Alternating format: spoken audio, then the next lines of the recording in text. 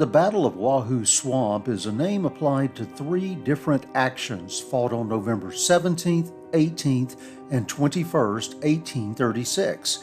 It was the climactic engagement of Governor and General Richard Keith Call's campaign against the Seminole, Miccosukee, and Maroons, or Black Seminoles.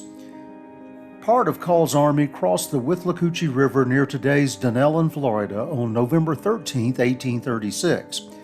Call destroyed abandoned Seminole and Maroon villages, then divided his forces and pushed south along both banks of the Withlacoochee.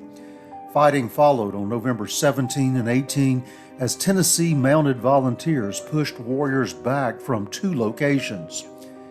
Total casualties by the evening of November 18th were 3 whites killed, 4 drowned during river crossings, and between 17 and 25 wounded. Seminole, Miccosukee, and Maroon losses were estimated at 45 killed, undoubtedly an exaggeration. Call fell back east about 5 miles to the battlefield where Major Francis Dade and his command were annihilated in 1835. Reinforcing his army, he marched out again on November 21st with around 1,830 men. The primary Battle of Wahoo Swamp was at hand. The army pushed to the hammock where it fought the Seminoles on the 18th. Warriors opened fire but slowly fell back across a small stream to a wooded area. The soldiers came to a halt when they reached the stream. Not knowing its depth, they were afraid to expose themselves to Seminole fire while trying to find out. Major David Moniac, the first Native American graduate of West Point and a senior officer in the 1st Regiment of U.S. Creek Volunteers, tried to break the stalemate. He was from what is known today as the Porch Band of Creek Indians. Moniac waded into the creek but was immediately shot down by defending warriors. Call and his officers lost their nerve. Concluding that they would lose too many men if they tried to force a crossing, they withdrew from the battle and retreated to the Dade battlefield.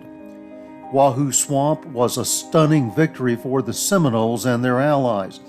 Not only did they force the retreat of an army 3 times the size of their own, the warriors knew what General Call did not. The stream where Major Moniac fell was so shallow that the soldiers could have waded right through it. The final day of fighting ended with 9 soldiers killed, Moniac among them. Seminole losses could not be estimated with any accuracy. General Call was removed from command as a result of his defeat at the Battle of Wahoo Swamp. The Tennessee Mounted Volunteers stayed and built Fort Armstrong nearby, but the campaign was over. If you'd like to visit the vicinity of the battlefield, it's easy to do. There is a monument on County Road 48 in the Wahoo community. You can learn more about the Seminole Wars on our website at twoeggtv.com. Exploring the story of the Battle of Wahoo Swamp, I'm Dale Cox for 2 Egg TV.